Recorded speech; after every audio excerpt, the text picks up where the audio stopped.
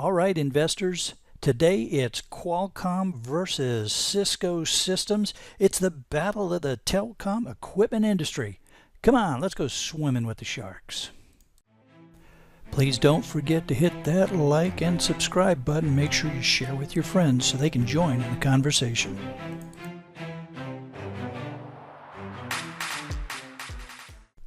For those of you that are new to the channel, here's the criteria that I'm using to call a company qualified. A cash flow 0 means 17 years of increasing cash flow per share. A cash flow 1 is 17 years less 1, so it can have a flat year or a down year. An E0 is 17 years of increasing earnings per share, and an E1 is 1 down or flat year. And a Div 0 is 17 years of increasing dividends per share, a Div 1 being 1 flat year. No negative years allowed. All right, then let's get right into it with Cisco Systems, CSCO. Their dividend yield is 2.7% as of the 15th of March, and that was on a price of about 51.3 per share. The dividend yield is filled with gold because it is greater than the Dow Jones Industrial Average yield.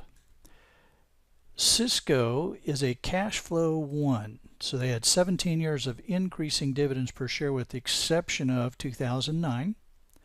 They are also an E1, earnings per share 1, 17 years of increasing earnings per share, again with the exception of 2009, and we all know what was going on around that time frame, so no big surprises there.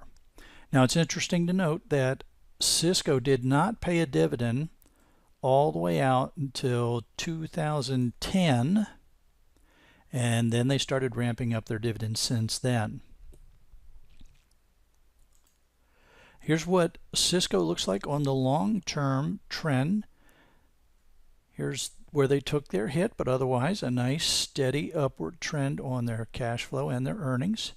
And then once they started paying their dividend in 2010, you can see that it's been on a nice upward trajectory as well. And their year-to-year change, there we see that hit that they took in 2009, but otherwise not too bad looking on the year-to-year changes.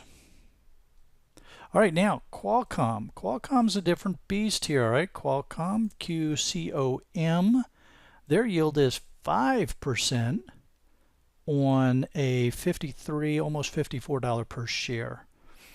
That's well above the Dow Jones Industrial Average yield. So they are more of an income-oriented stock as opposed to Cisco. And we can see that they are a Div 0. So whereas Cisco was qualified in cash flow and earnings, but not qualified in dividends, Qualcomm is qualified as a Div 0, but not in cash flow and earnings.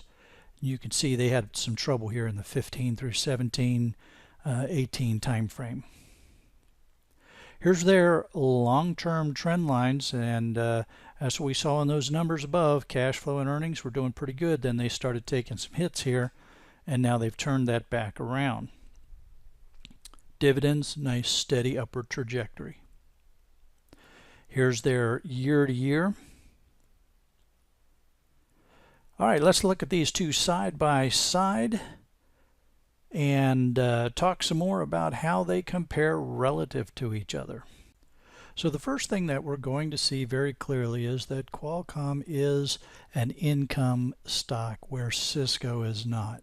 Cisco being a cash flow and an earnings one lends to a different type of investment portfolio. Now when we start taking a look at the details though, we get an interesting story here.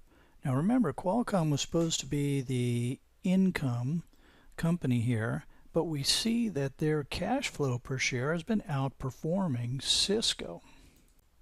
And we also see that Qualcomm was outperforming Cisco on the earnings per share all the way up until 2014 when they had their troubles, and as soon as they turned that back around in 2018, the slope of their trajectory has been comparable to Cisco.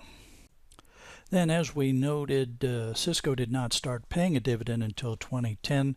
Qualcomm has been paying a dividend throughout the 17 years, and we can see that the slope of that dividend payment actually picked up around the 2011-2012 time frame and has consistently been outperforming Cisco.